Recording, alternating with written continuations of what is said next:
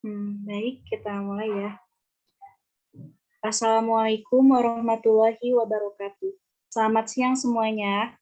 Yang terhormat Bapak Profesor Dr. Denny Dermawan MPD dan Ibu Hana Silvana MPD sebagai dosen pengampu mata kuliah Teori Komunikasi dan teman-teman sekalian yang berbahagia. Ya, silahkan. Ini saya mungkin sebenarnya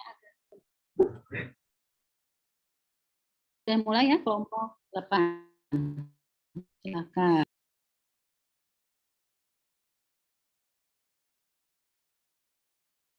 Baik, dimulai ya Ibu.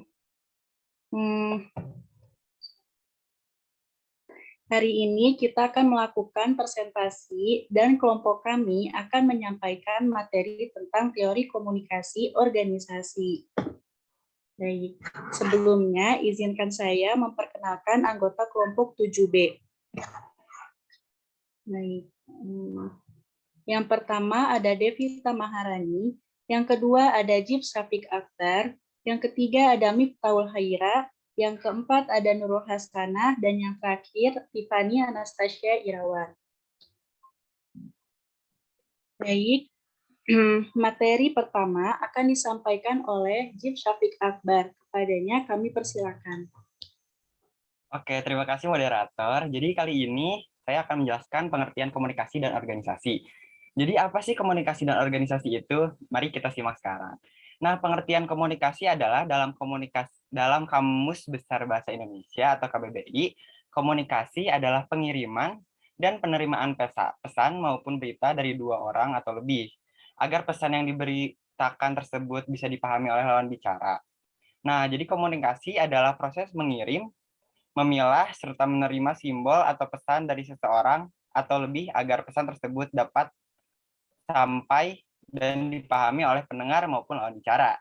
Nah, komunikasi merupakan sebuah kebutuhan mutlak yang harus dimiliki seseorang dalam memahami komunikasi dan bagaimana cara membuat proses komunikasi ini berjalan dengan baik serta efektif. Nah, di slide selanjutnya ada pengertian organisasi nih. Menurut Stephen Robbins, organisasi merupakan kelompok atau kesatuan dalam kehidupan sosial yang dikoordinasikan serta dilakukan dengan sadar yang dibatasi oleh hal relatif yang dapat diidentifikasikan. Nah, organisasi adalah perkumpulan antara dua orang atau lebih dalam suatu kelompok khusus yang dibentuk untuk mencapai sebuah atau beberapa tujuan yang sudah ditetapkan bersama dengan cara bekerja sama. Nah, adanya komunikasi organisasi sendiri digunakan untuk mencapai sebuah tujuan bersama, di mana seringkali komunikasi jenis ini digunakan dan diterapkan dalam ruang lingkup kerja. Saya kembalikan kepada moderator.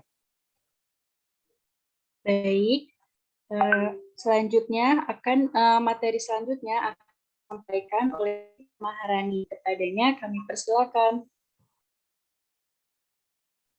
Baik, moderator, terima kasih atas kesempatannya. Kali ini saya akan menyampaikan materi mengenai pengertian komunikasi organisasi. Boleh di next slide? Nah, yang pertama ada menurut Goldhaber tahun 1986, sebuah proses penciptaan serta saling menukar pesan dalam suatu jaringan hubungan yang bergantung oleh satu sama lain untuk mengatasi lingkungan tidak pasti atau lingkungan yang berubah-ubah. Yang kedua, menurut Ron Ludlow, mengemukakan pendapat bahwa komunikasi organisasi adalah suatu program komunikasi pada kajian bidang public relation atau PR mengenai hubungan internal serta hubungan pemerintah dan hubungan investor dalam organisasi. Yang ketiga, menurut Frank Jeffkins, mendefinisikan komunikasi organisasi sebagai suatu bentuk komunikasi yang telah direncanakan oleh sebuah organisasi dengan publik di tempat organisasi tersebut berada untuk mencapai suatu tujuan tertentu. Next. Nah, dari 3 pengertian menurut para ahli tersebut dapat disimpulkan bahwa komunikasi organisasi merupakan sebuah proses yang terjadi dalam suatu organisasi berupa penyampaian, penerimaan, serta pertukaran informasi dan pesan yang dilakukan untuk mencapai suatu tujuan tertentu yang sudah ditetapkan oleh bersama.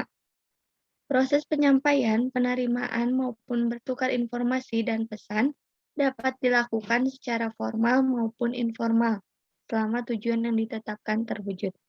Sekian dari saya kembalikan kepada moderator. Terima kasih Devi Tamarani. Materi selanjutnya adalah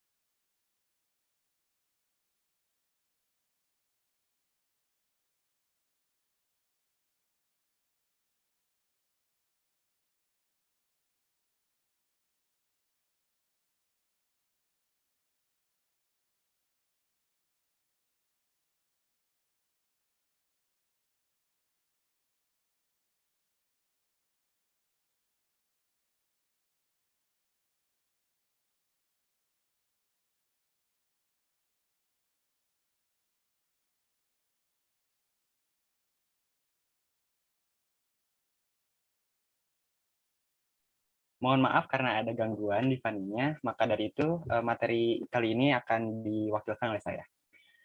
Perkembangan komunikasi organisasi. Nah, komunikasi organisasi mengalami perjalanan historis nih dari masa ke masa.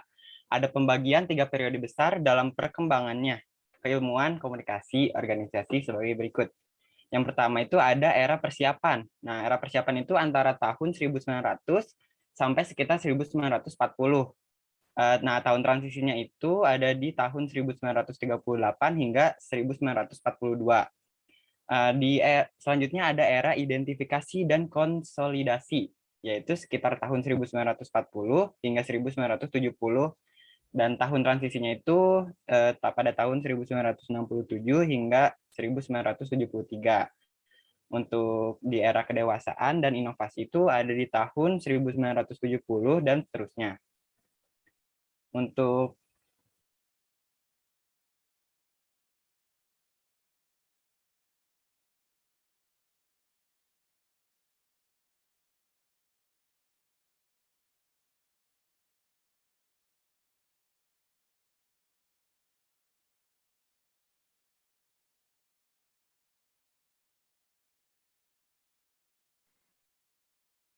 Untuk selanjutnya ada teori dan jenis teori komunikasi organisasi.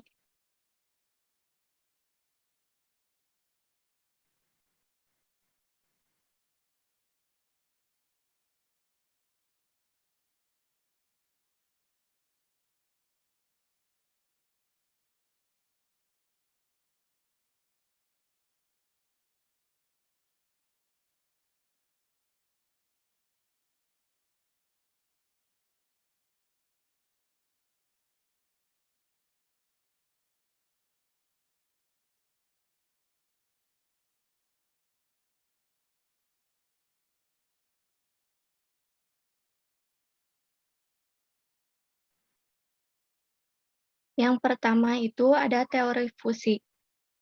Teori fusi ini diperkenalkan oleh Bakke pada tahun 1957. Teori fusi berawal dari kesadaran Bakke pada tahun 1950 mengenai kesadaran dan kepuasan minat manusia yang berbeda-beda dalam satu birokrasi ataupun organisasi. Bakke berpendapat bahwa organisasi pada tahap-tahap tertentu akan mempengaruhi seorang individu. Sementara pada saat yang sama pula, individu memberikan pengaruh pada organisasi yang diperkenalkan oleh organisasi. Yang kedua, ada teori neoklasik atau hubungan manusia. Teori ini diperkenalkan oleh Elton Mayo yang tidak puas dengan teori struktural klasik. Ia berpendapat bahwa keadaan anggota dan aspek psikologis, aspek sosial juga sangat perlu diperhatikan untuk meningkatkan produktivitas kerja. Yang ketiga ada teori struktural klasik. Berkembang pada 1800-an, menggambarkan organisasi sebagai lembaga sentral akan tugas dengan petunjuk mekanis struktural yang kaku. monoton, dan tanpa inovasi. Yang keempat, ada teori sistem sosial. Teori ini menyatakan hubungan antara manusia memungkinkan suatu organisasi dapat bertahan lebih lama daripada orang-orang yang ada di dalamnya. Katz dan Kahn menjelaskan bahwa hubungan antar manusia dalam suatu organisasi dinilai lebih penting daripada hubungan antar jabatan formal tertentu. Yang selanjutnya ada teori peniti penyambung. Teori ini dikembangkan oleh Rene Likert yang menggambarkan mengenai struktur organisasi yang saling berkaitan dengan beberapa kelompok. Dalam teori ini, Likert menjelaskan bahwa terdapat penyelia yaitu anggota dari dua organisasi atau kelompok tersebut. Nah, yang keenam ada teori public relation. Teori ini menyatakan upaya yang dilakukan secara terencana dan berkesinambungan secara utuh atau menyeluruh oleh suatu organisasi. Dan yang terakhir ada teori kepemimpinan. Teori ini menyebutkan bahwa pemimpin suatu organisasi maupun kelompok merupakan sosok yang penting untuk membantu anggota memenuhi kebutuhan secara bersama-sama. Hersey telah memformulasikan 4 tugas pemimpin. Yang pertama, telling, yaitu mampu memberikan informasi secara lugas. Yang kedua ada selling, yaitu mampu memberikan petunjuk. Yang ketiga ada participating, atau mampu menjalin kerja sama yang baik. Dan yang terakhir ada delegating, atau mampu mengambil keputusan. Baik, sekian yang dapat saya sampaikan. Saya kembalikan kepada moderator. Oke, terima kasih Devita. Nah, untuk materi selanjutnya akan dibacakan langsung oleh Nurul. Untuk Nurul, waktu dan tempat dipersilakan. Baik, langsung saja kita masuk ke materi, yaitu jenis-jenis komunikasi organisasi. Jenis-jenis komunikasi organisasi dapat dibedakan menjadi dua. Yang pertama ada internal, dan yang kedua ada eksternal. Jenis komunikasi organisasi internal merupakan komunikasi yang fokus pada interaksi dan upaya untuk membangun relasi antar anggota agar tercipta lingkungan organisasi yang baik. Contohnya pengubahan visi bersama-sama untuk mencapai tujuan organisasi. Yang kedua, ada jenis komunikasi organisasi eksternal, yang merupakan komunikasi dengan orang luar organisasi.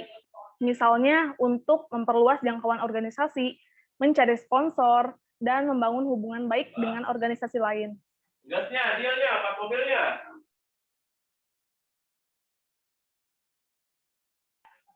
Selanjutnya, ada manfaat dari komunikasi organisasi. Manfaat komunikasi organisasi diantaranya, yang pertama, dapat memahami posisi kita dalam organisasi. Yang kedua, tumbuhnya rasa ingin menjaga dan merawat organisasi, serta memperkuat hubungan antar anggota. Yang ketiga, dengan komunikasi yang baik, tujuan organisasi bisa tercapai lebih mudah. Yang keempat, dapat memperlancar visi organisasi. Yang kelima, dengan adanya kesadaran tersebut, organisasi dapat memperlancar visi dari organisasi tersebut. Baik, sekian informasi yang dapat saya sampaikan. Saya kembalikan kepada moderator. Oke, terima kasih Nurul. Untuk materi selanjutnya, mohon ditunggu sebentar ya, karena Miftahnya ada gangguan jaringan.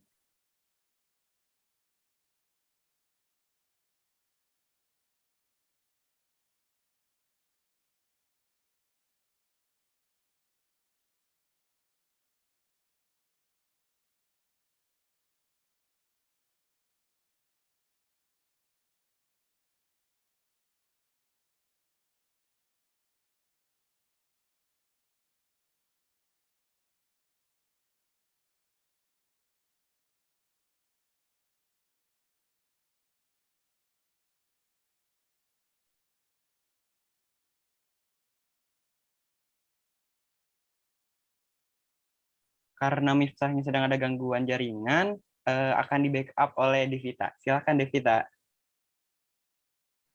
Ya baik, selanjutnya ada fungsi komunikasi organisasi. Yang pertama itu ada fungsi informatif. Menurut Senjaya, organisasi bertindak sebagai suatu sistem yang memproses informasi. Diharapkan penerima dan pemberian informasi lancar demi tujuan organisasi. Yang kedua ada fungsi regulatif, untuk memperlancar pelaksanaan peraturan dan pedoman yang telah ditetapkan bersama. Yang ketiga ada fungsi persuasif. Dapat disebut fungsi memberi perintah, yaitu dengan ajakan atau bujukan. Yang terakhir ada fungsi integratif, yaitu penyediaan hal-hal yang dapat mempermudah anggota melaksanakan tugas tertentu. Next. Nah, di sini ada konsep komunikasi organisasi yang dikemukakan oleh Gord Haber tahun 1993. Yang pertama ada proses.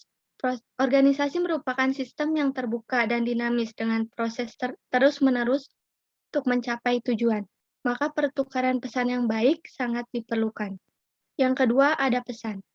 Konsep yang paling penting di mana anggota harus memperhatikan cara mengirim dan menerima pesan. Yang ketiga ada jaringan. Organisasi bisa disebut kumpulan jaringan, di mana jaringan tersebut adalah anggota. Maka tiap individu harus bisa membentuk jaringan yang baik di dalam maupun luar organisasi. Yang keempat, sebentar.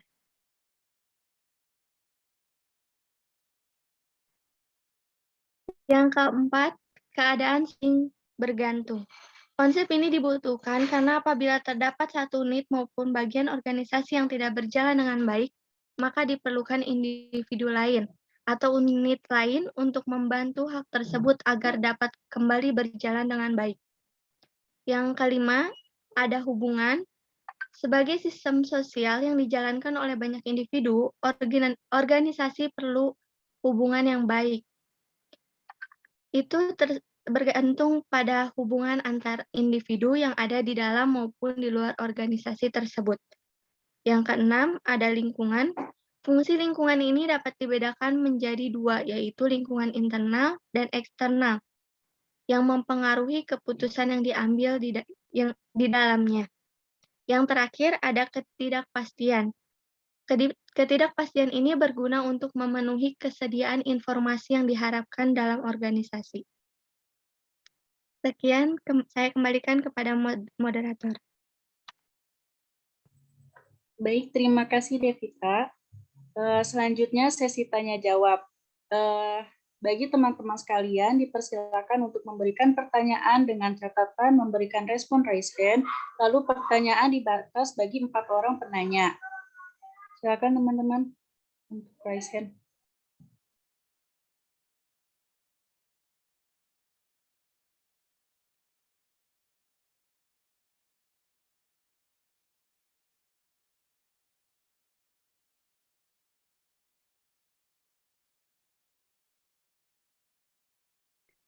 Baik, penanya pertama kepada Meisha dipersilakan.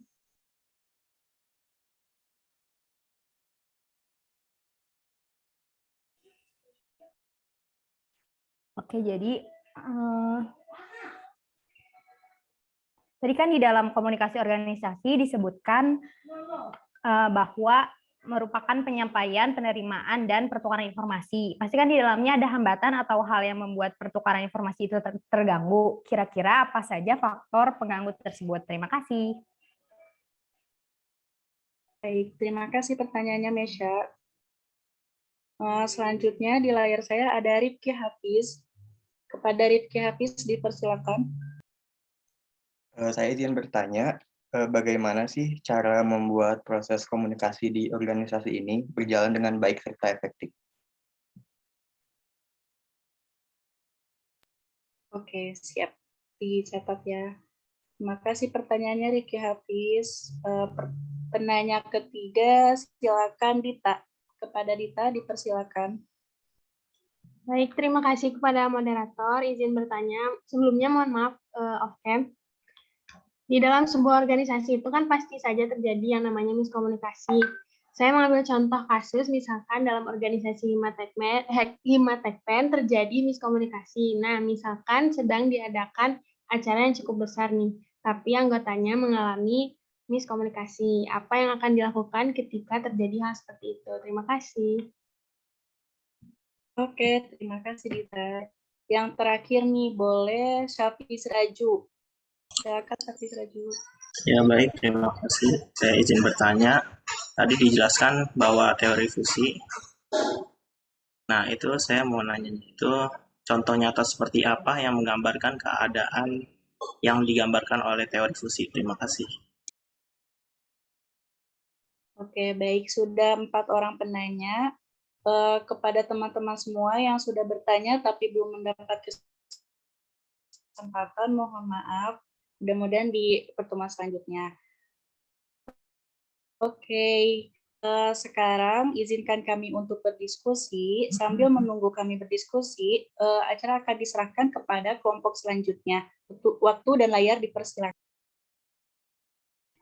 Baik, terima kasih Fani. Sebelumnya untuk kelompok 8 kelas B diharap raise hand dan memunculkan fitur kameranya.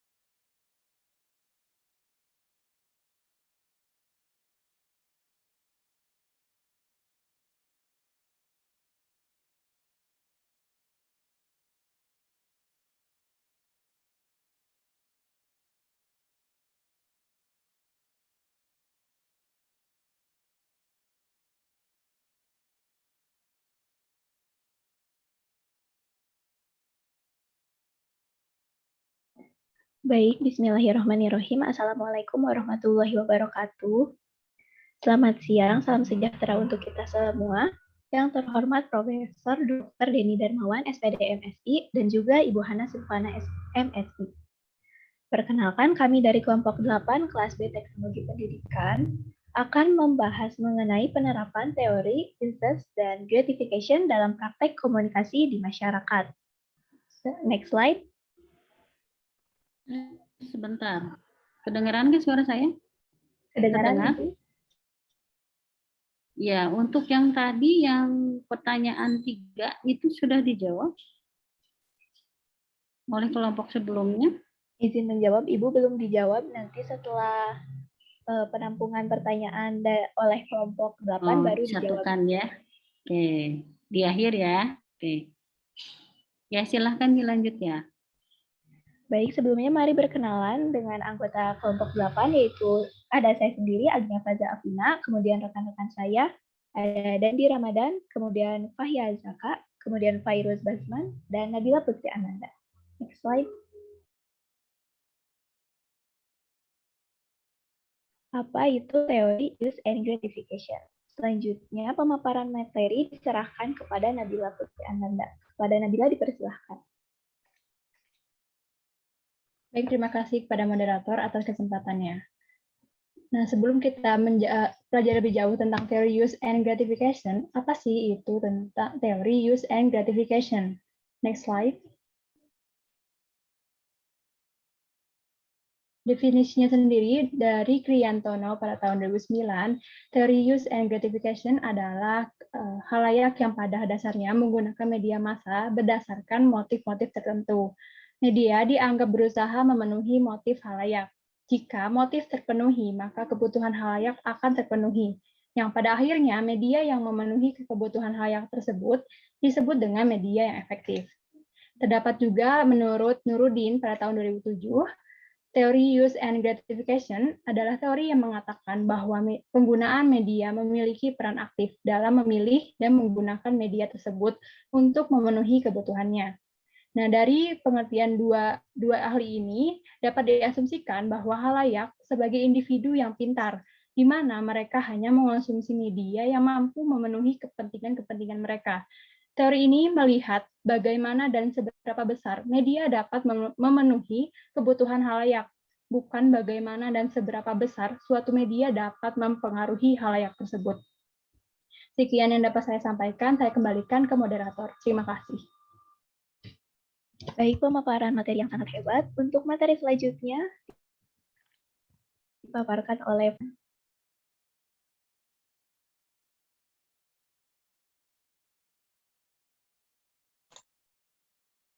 Baik, terima kasih kepada moderator. Di sini saya akan menyampaikan asumsi-asumsi dari teori use and gratification. Yang pertama ada halayak memiliki peran. Halayak bukanlah penerima audiens yang pasif atas apapun yang media siarkan. Halayak memiliki peran dalam memilih dan menentukan isi program media. Perilaku komunikasi halayak mengacu kepada target dan tujuan yang diinginkan dicapai serta berdasarkan kepada motivasi.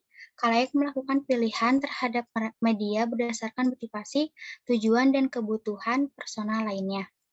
Yang kedua, ada halayak bebas memilih media. Pada prinsipnya, halayak secara bebas menyeleksi media dan program-programnya yang lebih agar bisa mereka gunakan untuk memuaskan kebutuhannya. Yang ketiga, ada media bukan satu-satunya sumber pemuas. Media bukanlah satu-satunya sarana yang dapat memuaskan kebutuhan khalayak. Media bersaing dengan bentuk-bentuk komunikasi lainnya dalam hal pilihan, kegunaan, dan perhatian untuk memuaskan kebutuhan konsumen. Yang keempat, ada tujuan pemilihan media massa disimpulkan dari data yang diberikan anggota khalayak atau audiens. Individu dianggap cukup paham untuk melaporkan kepentingan dan motif pada situasi-situasi tertentu. Audiens melakukan pilihan secara sadar mengenai penggunaan media yang digunakannya. Yang kelima, ada pemecahan signifikansi nilai kultural. Pertimbangan nilai tentang signifikansi kultural dari media massa harus dicegah. Program atau muatan media harus bersifat global karena akan ditangkap oleh khalayak yang beragam dari kultur yang beragam pula. Mungkin sekian materi yang saya sampaikan, saya kembalikan kepada moderator.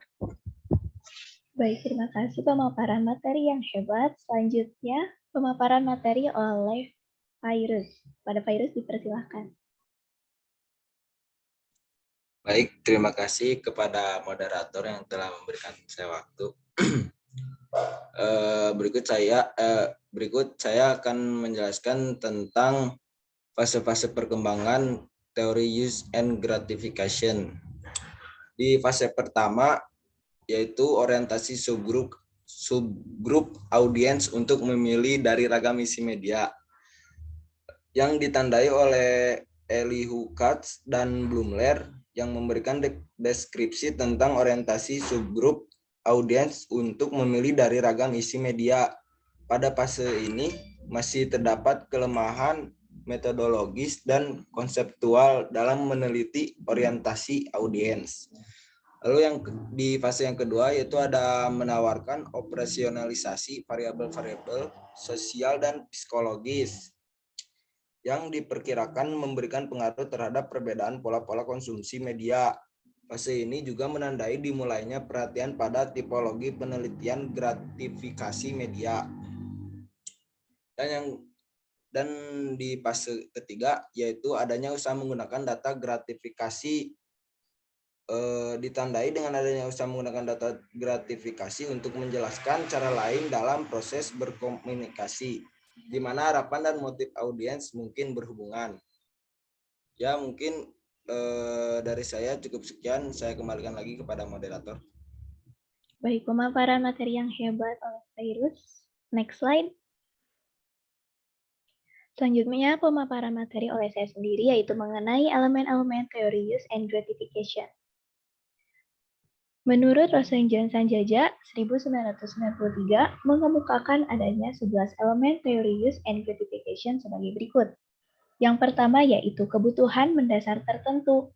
Nah, dari interaksinya bersama dengan poin nomor 2, yaitu berbagai kombinasi antara karakteristik intra dan ekstra individu, dan juga dengan poin nomor 3, yaitu struktur masyarakat, termasuk struktur media menghasilkan poin nomor 4, yaitu berbagai kombinasi persoalan individu, dan poin nomor 5, yaitu persepsi mengenai solusi berbagai persoalan tersebut. Kemudian kombinasi persoalan dan solusinya menunjukkan poin nomor 6, yaitu berbagai motif untuk mencari pemenuhan penyelesaian persoalan, yang menghasilkan poin nomor 7 dan 8, yaitu perbedaan pola konsumsi media dan perbedaan pola perilaku lainnya, yang juga menyebabkan perbedaan pola pemenuhan yang mempengaruhi kombinasi karakteristik intra dan ekstra individu yang sekaligus akan mempengaruhi pada poin nomor 11, yaitu struktur media dan berbagai struktur politik, kultural, ekonomi, dan masyarakat, sehingga elemen-elemen ini saling berhubungan. Mungkin cukup sekian materi dari saya. Selanjutnya pemaparan materi oleh Dandi. Kepada Dandi dipersilahkan.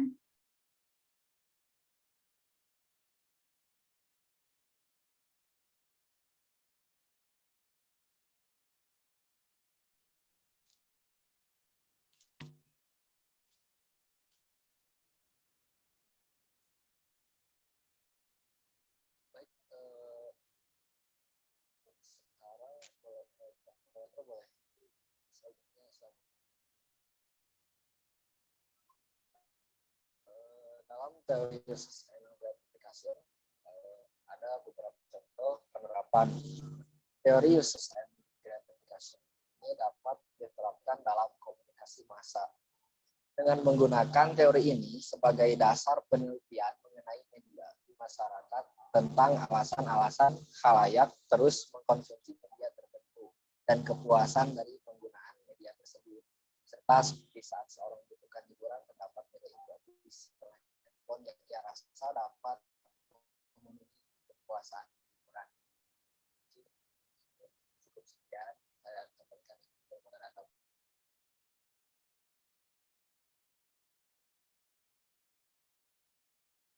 Baik, next slide. Ya, selanjutnya adalah sesi tanya jawab. Sebelumnya teknisnya yaitu dipersilahkan untuk raise hand terlebih dahulu, baru menulis pertanyaan di kolom chat. Terima kasih. Baik, sesi tanya jawab sudah dibuka dan di monitor saya ada Niken, Dito, dan Rian Mizar. Karena kami hanya membuka 3 slot pertanyaan untuk yang belum ini ya, sudah lower hand, terima kasih. Kepada Niken dipersilahkan. Terima kasih moderator atas kesempatannya. Jadi, teori uses and gratifications adalah teori yang menyebutkan khalayak yang pada dasarnya menggunakan media massa berdasarkan motif-motif tertentu. Berarti, sebagai contoh, misalnya, seseorang habis putus cinta nih, lalu ia mendengarkan lagu galau. Motifnya untuk melepaskan perasaannya biar lega dan lebih menghayati apa yang sedang dialaminya. Berarti, apakah itu termasuk teori uses and gratification? Terima kasih. Baik, terima kasih Niken. Silahkan untuk menulis pertanyaan di kolom chat. Selanjutnya, Dito terlebih dahulu. Silahkan. Baik, terima kasih kepada moderator. Izin saya untuk bertanya, bagaimana menurut kelompok 8 mengenai pandangan sosial psikologis dari teori uses and gratification? Terima kasih. Baik, terima kasih Dito. Silahkan untuk menulis pertanyaannya di kolom chat. Kemudian Rian Nizar Safaat, silahkan. Baik, sebelumnya terima kasih. Kan tadi dijelaskan bahwa teori use and gratification adalah halayak yang pada dasarnya menggunakan media pada masa berdasarkan motif-motif tertentu. Media dianggap berusaha memenuhi motif halayak. Nah, pertanyaannya, apa yang mendorong kita menggunakan media tersebut? Terima kasih. Baik, terima kasih atas pertanyaannya. Silahkan untuk ditulis di kolom chat. Mungkin sesi tanya jawab oleh kelompok 8B ditutup. Terima kasih. Selanjutnya saya kembalikan lagi kepada moderator kelompok 7. Baik, terima kasih Agnia. Selanjutnya sesi penjawaban dari pertanyaan sebelumnya. Yang pertama, pertanyaan dari Nisha akan dijawab oleh Nurul. Kepada Nurul dipersilakan.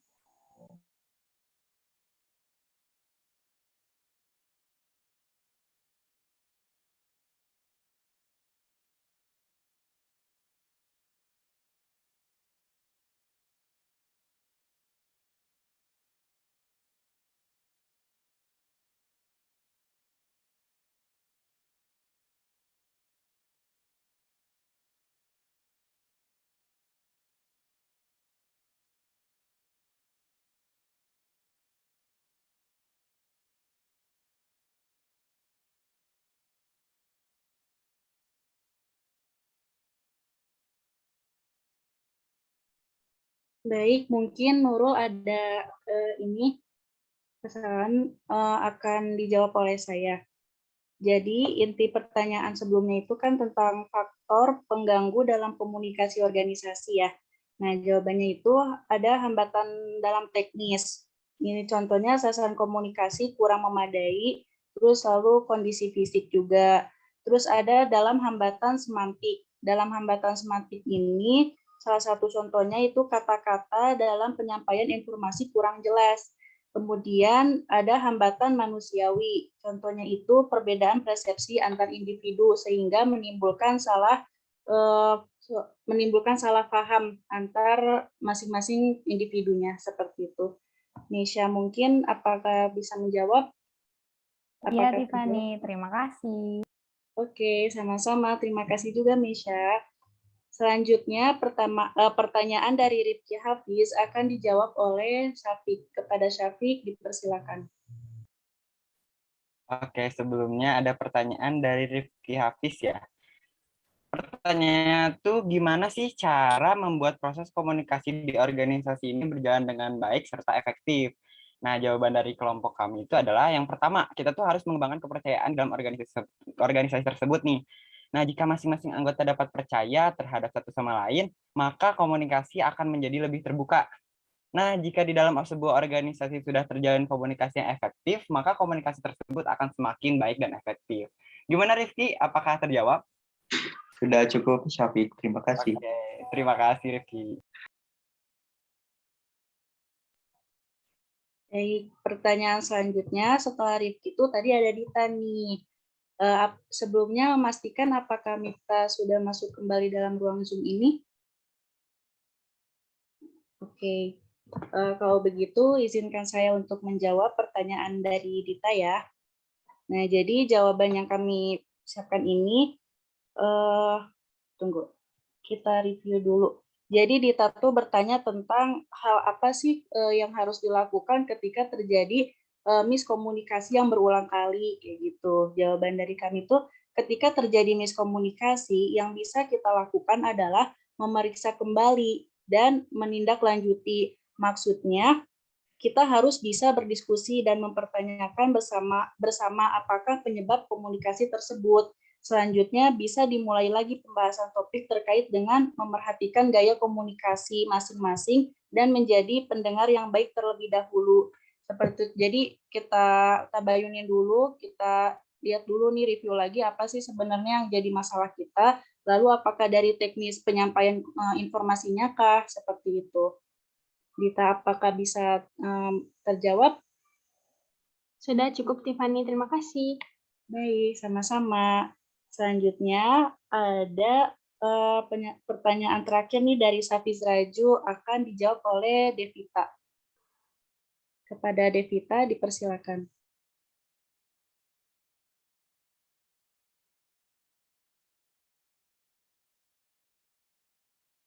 Oke, Devita sepertinya sedang ada gangguan. Kepada Nurul, jadi akan dijawab oleh Nurul. Silakan.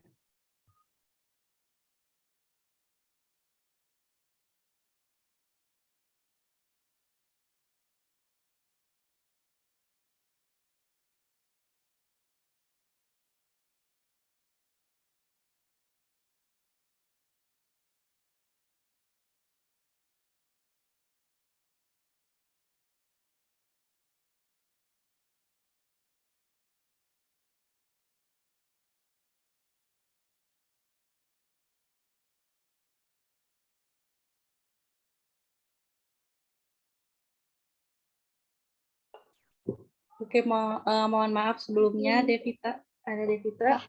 Ya, silakan. Mohon maaf, Devita. tadi kelempar. Izin menjawab pertanyaan dari Syahafiz. Tadi kan pertanyaannya contoh keadaan nyata berdasarkan teori fusi. Nah, contohnya itu misalnya ada pegawai kantoran yang udah yakin dia itu bakal diangkat jadi manajer karena dia itu ngerasa udah ikut membesarkan nama perusahaannya gitu. Tapi ternyata nggak diangkat karena menurut atasannya itu dia masih terlalu muda dan kurang pengalaman. Dan yang diangkat jadi manajernya itu pegawai yang lain yang udah lebih tua lah dari dia. Nah, si pegawai ini, yang pegawai muda ini akhirnya frustasi, lalu memilih keluar dari perusahaannya dan nyari lagi perusahaan yang lain yang lebih memandang etos kinerjanya daripada pengalaman dan umurnya. Apakah terjawab, Syahafiz? Baik, terima kasih atas jawaban.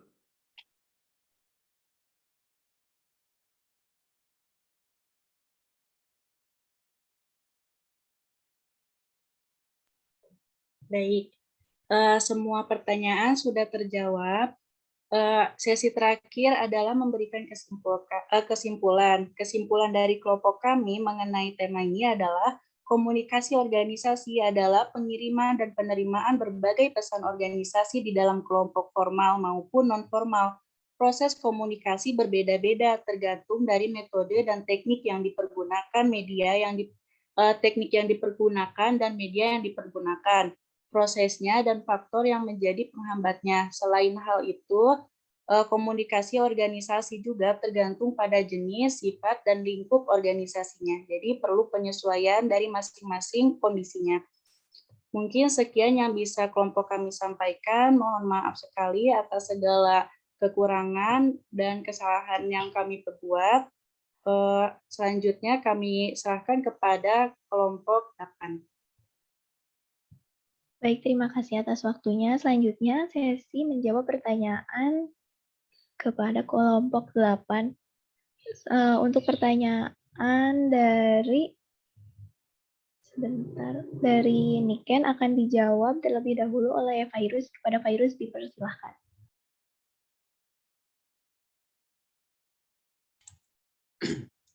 Izin menjawab dari pertanyaan Niken ya.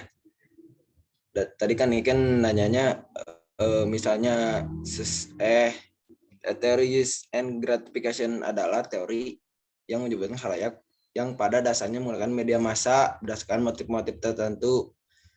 Sebagai contoh, misalnya seseorang habis putus cinta, lalu ia mendengarkan lagu galau, motifnya untuk melepaskan perasaannya biar lega dan lebih menghayati apa yang sedang dialaminya. Berarti apakah itu termasuk teori use and gratification? Menurut PPI masih itu termasuk karena bagi seseorang merasa bahwa mendengarkan lagu galau itu dapat memenuhi kebutuhannya untuk setidaknya melepaskan atau melegakan sedikit perasaan galaunya gitu setelah putus. Ya mungkin dari pertanyaan Niken bisa PP jawab cuman segitu. Gimana?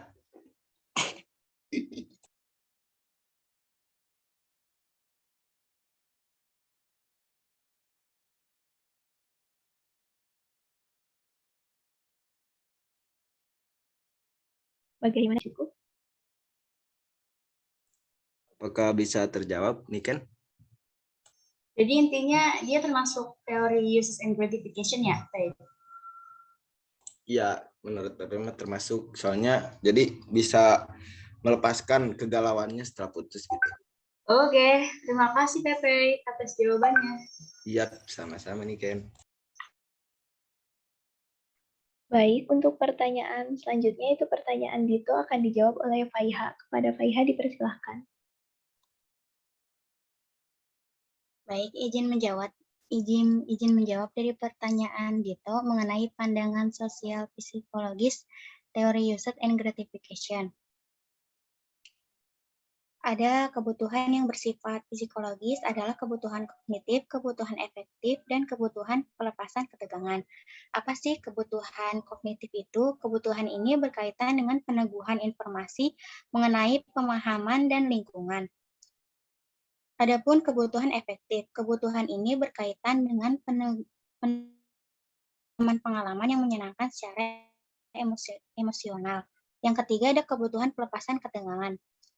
Kebutuhan ini berkaitan dengan upaya mengurangi tekanan psikologis atau stres dan juga hasrat untuk mencari pengalihan dari stres tersebut.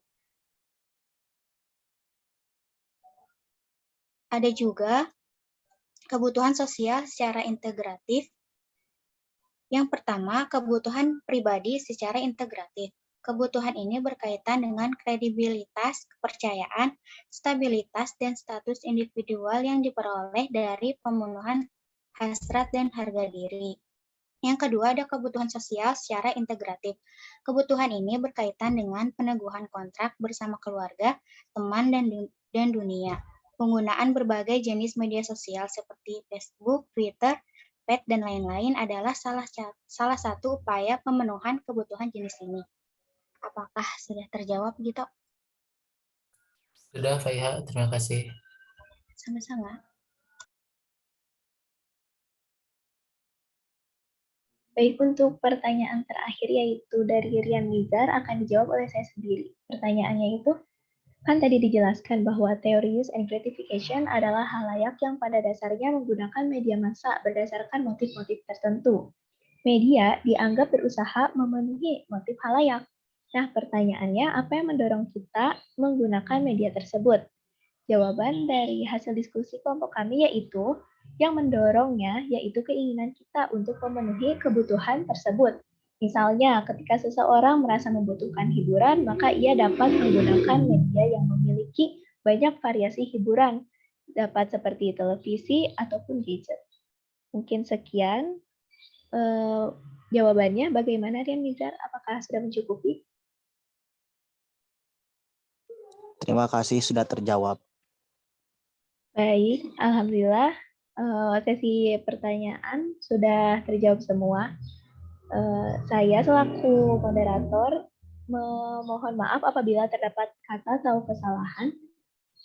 Mungkin cukup sekian dari kelompok 8. Wassalamualaikum warahmatullahi wabarakatuh. Selanjutnya mungkin kepada Ibu Hana dapat untuk menambahkan materi atau Ya, penguatan. baik.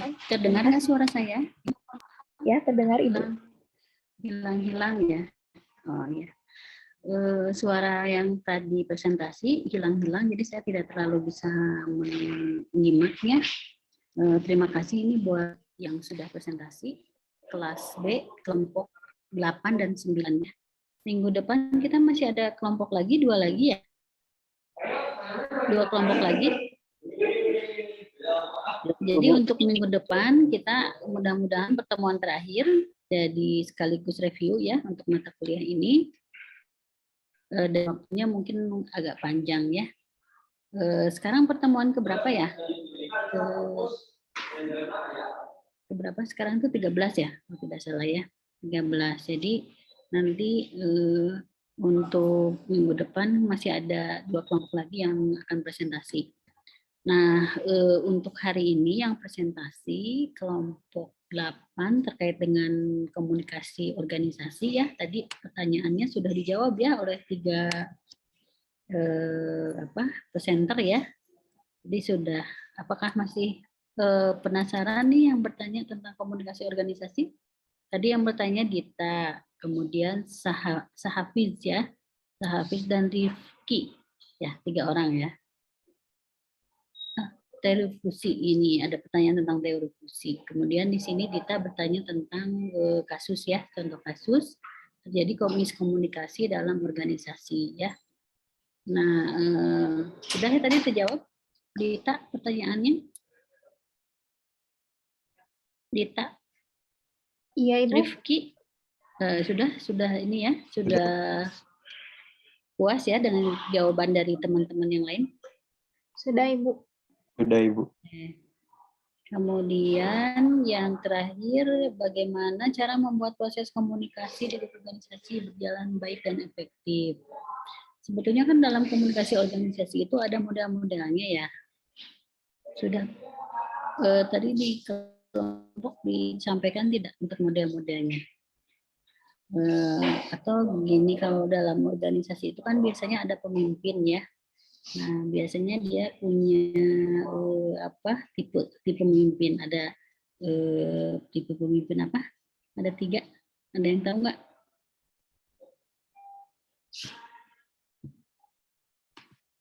Tipe pemimpinnya apa ya? Otoriter, kemudian liberal, ya laissez-faire ya. Nah, itu juga dipengaruhi dalam di proses dalam organisasi itu dipengaruhi oleh tipe-tipe dari pemimpinnya.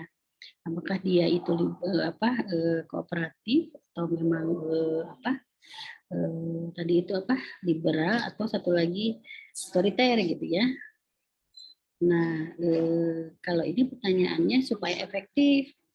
Tapi memang 3 tipe ini bisa diterapkan ya, tergantung dalam kondisi. Misalnya dalam kondisi mendesak itu perlu diterapkan tipe yang otoriter ya. Karena dalam organisasi memang harus ada pemimpin ya, orang yang mengambil keputusan akhir yang diambil dari masukan-masukan yang diberikan oleh anggota-anggotanya. Jadi memang tidak saklek harus menggunakan tipe yang itu, tapi sesuai dengan kondisi yang ada. Kemudian untuk pertanyaan yang tadi tentang uses and gratification ya, ada pertanyaan tentang itu ya. Pertanyaannya sosial psikologis, uses and gratification itu seperti apa sih? Teori kegunaan ya, kegunaan dan gratifikasi. Jadi penggunaan media massa yang ada itu sesuai dengan kebutuhan yang dibutuhkan oleh si penggunanya. Misalnya, saya udah ngejelasin belum di kelas ini, belum kayak di kelas yang lainnya, bahwa teori ini menunjukkan ketika digunakan ketika misalnya si pengguna membutuhkan informasi yang ada di media massa itu untuk keperluan apa. Misalnya fungsi dari media massa itu satu apa? Kalau utamanya sih pendidikan, kedua informasi, ketiga hiburan. Nah, apakah dia menggunakan media massa itu untuk apa? Misalnya untuk informasi untuk mengerjakan tugas ya, tugas-tugas kuliah. Berarti dia kan akan memilih informasi yang ada, misalnya tugasnya tentang berita-berita sekarang yang lagi update itu apa, nah dia akan menggunakan itu. Atau kebutuhannya itu untuk hiburan, berarti dia akan memilih drakor gitu ya, atau film-film gitu ya. Jadi teori uses and gratification itu tergantung dari kebutuhan si penggunanya, si halayak pengguna informasi tersebut gitu ya. Ya, begitu. Ada yang ditanyakan lagi sampai di sini? Kalau yang kelompok 9 itu hanya satu ya yang bertanya ya? Oh, kelompok 7 ya tentang teori organisasi. Oh ya. Oke, kelompok 9 sudah presentasi. Oke. Kelompok Ibu berarti maaf. yang sudah presentasi itu kelompok 7 dan 8 ya. Gimana? Ya, halo? Iya, Ibu. Gimana? Iya, Ibu. Tadi yang presentasi kelompok 7 sama kelompok 8. Untuk kelompok 9 sama 10 minggu depan, Ibu. Oke. Ya makanya saya tuh bingung ini ada 11 kelompok apa 10? Yang saya ingat itu 10 kelompok, berarti betul ya. Kelompok 7 dan 8. Minggu depan berarti kelompok 9 dan 10. Oke. Ada yang tanyakan lagi enggak? Sampai di sini. Kalau misalnya tidak ada, untuk pertemuan hari ini mungkin kita cukupkan sekian. Mudah-mudahan minggu depan tidak ada kendala sinyal ya. Jadi kita lebih nyaman untuk kuliah beronline-nya ya. Kuliah melalui Zoom ini. Ya, mohon dipersiapkan untuk minggu depan. Yang presentasi berarti kelas A ya.